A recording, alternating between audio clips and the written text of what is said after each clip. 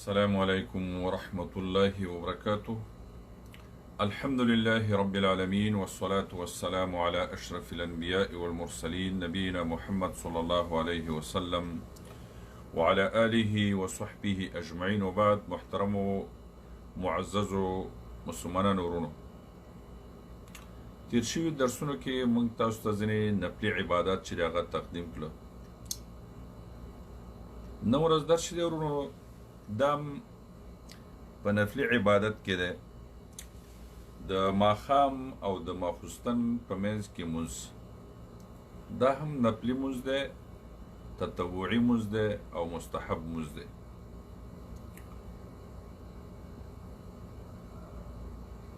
نبی کریم صلی الله علیه وسلم نه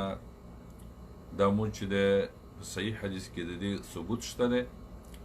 نو هر مومن سړی او هر مومنه زنانه چې د هغې سره وخت وي، نو د دې بهترین وخت نه چې دی په نفلي عبادت سره فایده اخیستنه پکار ده، چې سړی د ماخوستنه پورې په دې کې نفلي مونځ وکړي، او دا بهترین وخت چې دی په عبادت سره چې دی ښایسته کړي. حدیث دی ورونه، دی حدیث راوي دی حذیفه رضی الله عنه. هغه وایي زه د رسول الله صلی الله علیه وسلم خواته راغلمه، فصلیت معه المغرب، ما د هغې سره د ماښام مونځ وکړه. فلما قضا الصلاة، کله چې مونځ پوره کړه، قام یصلي، بیا پاڅېده او بیا یې مونځ شروع کړه. فلم یزل یصلي حتی صلی العشاء، بیا همیشه چې مونځ یې کوه تر دې پورې چې د ماخوستن مانځه پورې. ثم خرج، بیا چې دی هغه د جومات نه راووته. رسول الله صلی الله علیه وسلم د ماښام مانځه وروسته نفلي مونځ شروع کړه تر ماخوستن مونځ پورې. نو کله چې بیا ماخوستن مونځ وکړه، نو بیا د جومات نه راووته. نو دا یو فراخه وخت دی ورونو، په دې کې سړی چې دو رکاته کوي، څونه مونځ چې وکړه. د دې لپاره د دې مونځ لپاره تحدید د رکاتونو نشته دی چې څو رکاته دی، او دا اصطلاح غلطه ده چې د ماښام او د ماخوستن په منځ کې چې څوک مونځ کوي دې ته صلات اوابین وایي. دا اصطلاح چې ده په دې ځای کې د دې مصداق نه دی. دا ځای صلات الاوابین چې دی ورونو، دا صلات الضحا چې دی، د صلات الضحا یعنې د څاښت مونځ چې دی، د هغې اخرنی وخت چې دی، اخرنی چې نمر ښه ګرم شي،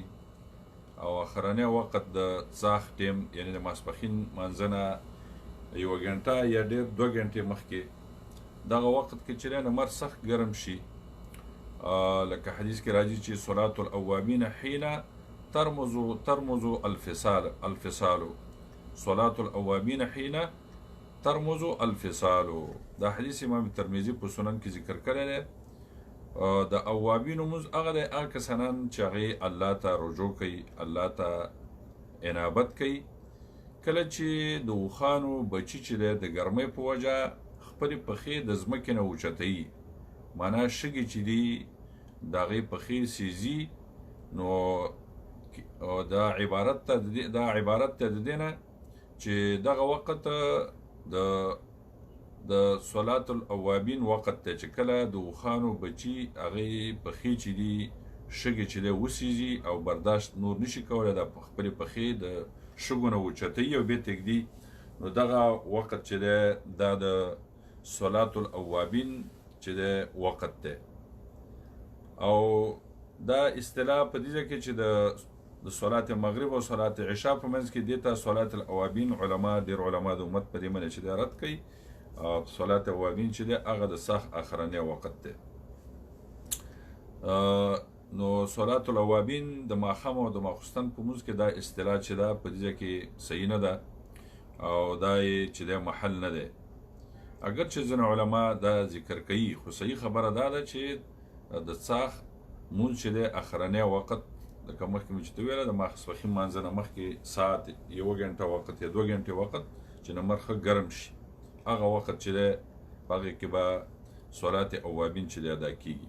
نو هغې که 2 رکعته کوي که 4 کوي که 6 کوي که 8 کوي هلته تحدید نشته څونه چې کوي. دلته چې د ماښام او د ماخوستن په مونځ کې چې دی ورونو دا مطلق نفلي مونځ دی، په دې کې تحدید نه دی راغلی. رسول الله صلی الله علیه وسلم د ماښام مانځه وروسته چې دی شروع وکړه او تر ماخوستن مانځه پورې، ځکه دا حذیفه چې دی رضی الله عنه هغه وایي چې ما د رسول الله سره مونځ وکړه د ماښام، او کله چې مونځ پوره کړه نو بیا وردېده فلم یزل حتی یصلي، همیشه و چې مونځ یې کوو حتی صلی العشاء، تر دې پورې چې ماخوستن مونځ یې وکړه هغه وخته پورې چې دی دا نفلي مونځ یې کوو. ثم خرج، بیا د جومات نه چې راووت. نو ورونو دا چې د دې مونځ د تحدید د رکعتونو هم نشته، که 2 کوې که 4 کوې که 6 کوې، او د ماخوستن مونځ پورې چې څونه دې وکړه، که 10 دې وکړه که 20 دې وکړه، دا نفلي عبادت دی، څونه چې کوې په دې کې اجر او ثواب دی. ځکه نبی کریم صلی الله علیه وسلم په دې جانب کې تحدید یعنی د رکعتونو شمیر او تعین چې دی ثابت نه دی.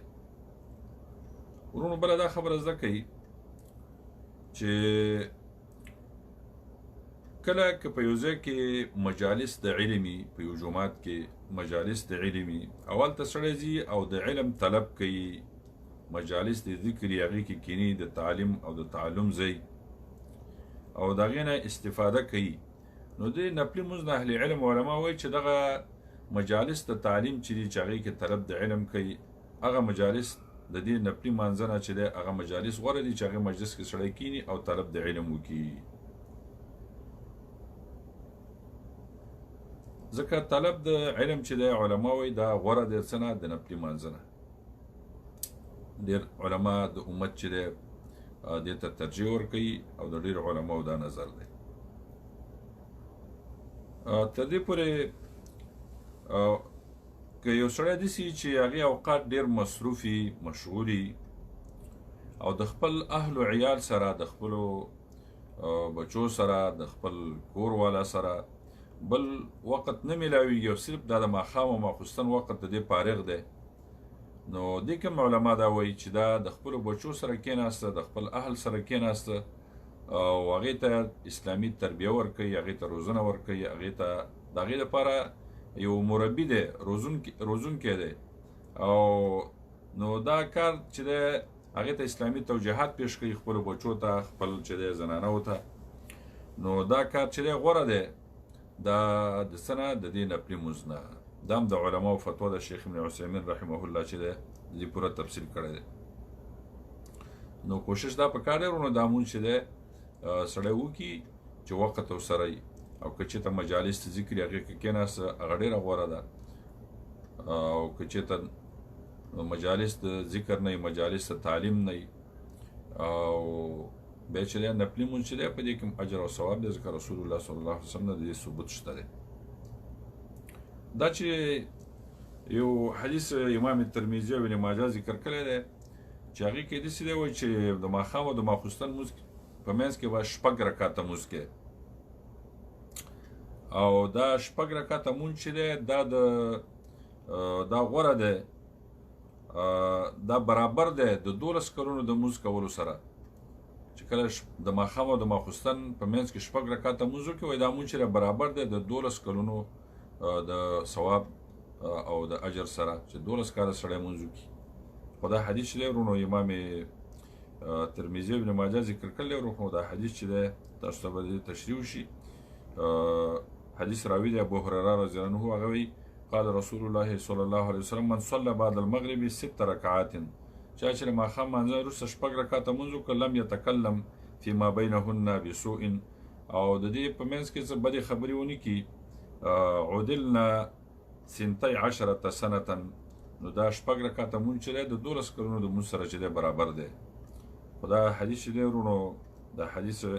شیخ الباني رحمه الله هغه په خپل کتاب د حدیثو کتاب چې دی ضعیف الترمذي کې ذکر کړی دی، او ویلي چې ضعیف جدا دا حدیث چې دی ضعیف دی، ډېر ضعیف دی. او نور چې څونه حدیث په دې جانب کې وارد دي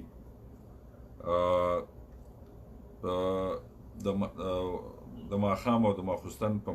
مابین کې چې څونه حدیث وارد دي، د دې حدیث نه په غیر په هغې کې د دې شمیر ذکر دی چې دونه وکړي نو علما وایي چې د یو صحیح حدیث قوي حدیث نشته بلکې اکثره احادیث چې دي په دې جانب کې چې هغه ضعیفه دي. نو صحیح حدیث دا دی ورونو چې رسول الله صلی الله علیه وسلم چې د ماښام او د ماخوستن په منځ کې مونځ کړل تحدید د مونځ نشته څونه مونځ چې شی کولی هغه وکړه او دغه سنت طریقه ده. دې نه ورونو یو بل مونځ چې دی هغې ته سنت الوضوء وایي چې اوس اودس وکړي او 2 رکعته مونځ دې وکړي په دې کې هم ډېر اجر او ثواب دی. د ابو هريره د حدیث په اساس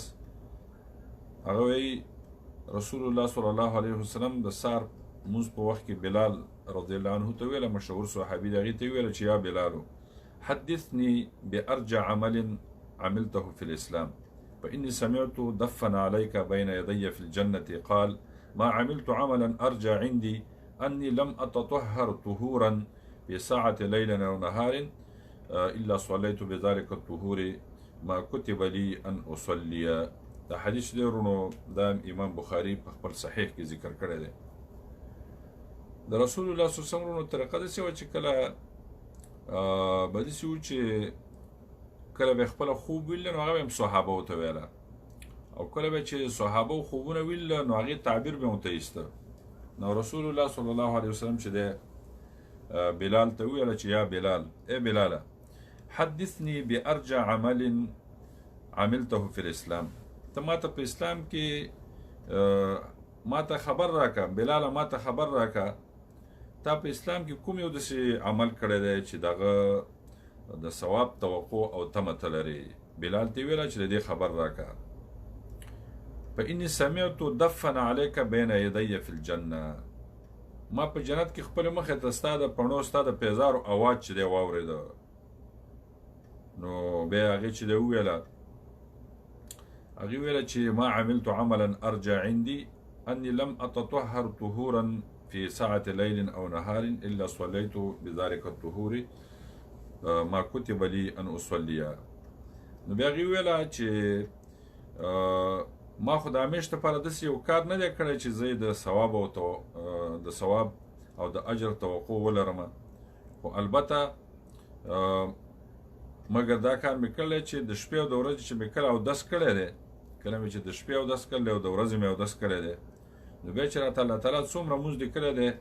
نو هغه مونځ مې کړی دی چې کله مې د شپې اودس کړی دی یا مې د ورځې اودس کړی دی د هغې نه وروسته چې څومره مونځ راته الله لیکلی دغه کار مې چې دی ډېر کړی دی او دا چې دی په دې باندې مې اهتمام او پابندي کړې ده. نو تاسو وګورئ ورونو رسول الله صلی الله علیه وسلم دې ته یو رقم خوشخبري ورکړه او زیری یې ورکړه چې ته کوم داسې عمل کوې چې د هغې عمل په وجه جنت کې ما ستا د پیزارو چې دی خپل مخې ته مې ستا د پیزارو اواز واورېده. بلال رضی الله عنه ته رسول الله صلی الله علیه وسلم دا خبره وکړه.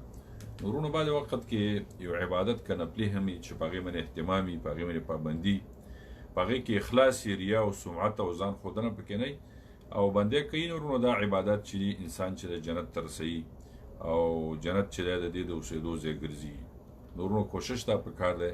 په فرضي عبادتونو خو به بلکل اهتمام کوو او ترکیز به کوو ځکه فرضي عبادتونو کې دا اختیار نشته چې زه مونځ کوم او یا نه کوم هلته اجباري ده چې مونځ به کوې. کوم چې فرضي عبادتونه دي هغې کې اختیار نشته او هر چې نفلي عبادتونه دي په دې کې اختیار دی خو البته هغه څوک چې دا نفلي عبادتونه کوي او هغه څوک چې نه کوي نو دا دواړه خو برابر نه دي. لکه څنګه د حدیث نه دا ثابته شوه چې بلال رضی الله عنه رسول الله صلی الله علیه وسلم ته ویله چې رسول الله صلی الله علیه وسلم ته ویله چې ما چې کله اودس کړلی نو د اودس نه وروسته به مې مونځ کړلی څونه مونځ چې راته الله لیکلی دی هغه مې کړی دی. کوشش دا پکار دی ورونو چې سړی کله اودس وکړي نو سړی چې دی مونځ وکړي 2 رکعته وکړي 4 وکړي 6 وکړي او 2 رکعته به کوي ځکه مخکې تاسو ته حدیث تېر شوی چې صلات اللیل والنهار مثنى مثنى د شپې او د ورځې مونځ چې دی 2 رکعته دی نو 2 کې به سلام ګرځوي که هغه د شپې مونځ کوي که هغه د ورځې مونځ کوي. نو دا چې دی ورونو دا 2 نفلي عبادتونه چې دی نن ورځ درس کې تاسو ته پېښ شو الله رب العزت موږ تاسو ته طاقت راکړي چې نیک اعمال وکړو او که موږ نه په اعمالو کې کوم تنقیص او کوتاهي شي الله رب العزت موږ تاسو او ټول مسلمانانو ته مغفرت وکړي. وصلی الله تعالی علی خیر خلقه محمد وعلى آله وصحبه أجمعين. جزاكم الله خيرا. السلام عليكم ورحمة الله وبركاته.